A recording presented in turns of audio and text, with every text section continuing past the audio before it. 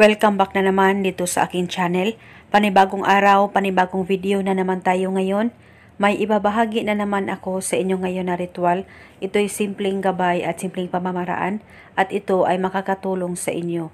At kung bago sa channel ko, ay huwag niyo pong kalimutang mag-subscribe at pindutin ang notification bell para palagi kayong updated sa mga bago kong videos.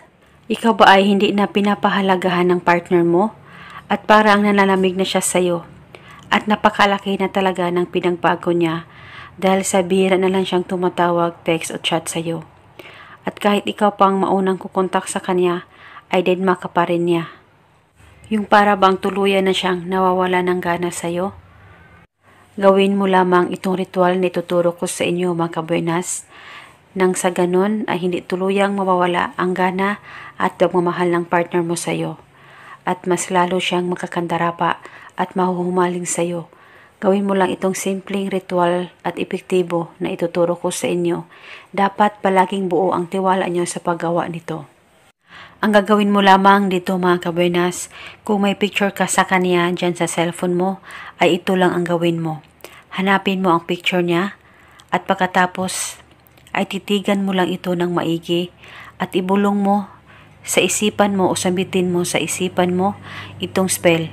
Pangalan at apelido, ikaw ay magkakandarapa at mas lalong mahuhumaling sa akin. 7 beses mo lang itong ibulong o sambitin sa isipan mo mga kabuenas. Mag-focus at mag-concentrate ka sa paggawa nito. At ibulong mo lang ito o gawin mo itong ritual mamayang 3 PM po ng hapon. Insaktong alas 3 po ng hapon mga kabuenas, gawin mo itong ritual. At paniguradong siya ay mas lalong mahumaling at magkakandarapa sa iyo. Basta palaging positibo sa paggawa ng kahit anumang ritual at hilingin ito ng buong puso. At kahit lagpas na po ng 3 PM ay pwede mo pa rin gawin itong ritual as long as buo ang tiwala mo na gagawin mo ito. At pwede itong gawin sa kahit na anong araw.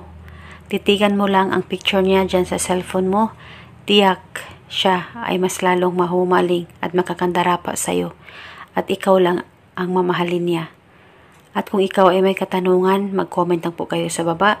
At eto muna sa ngayon mga kabuenas, maraming salamat po sa panonood.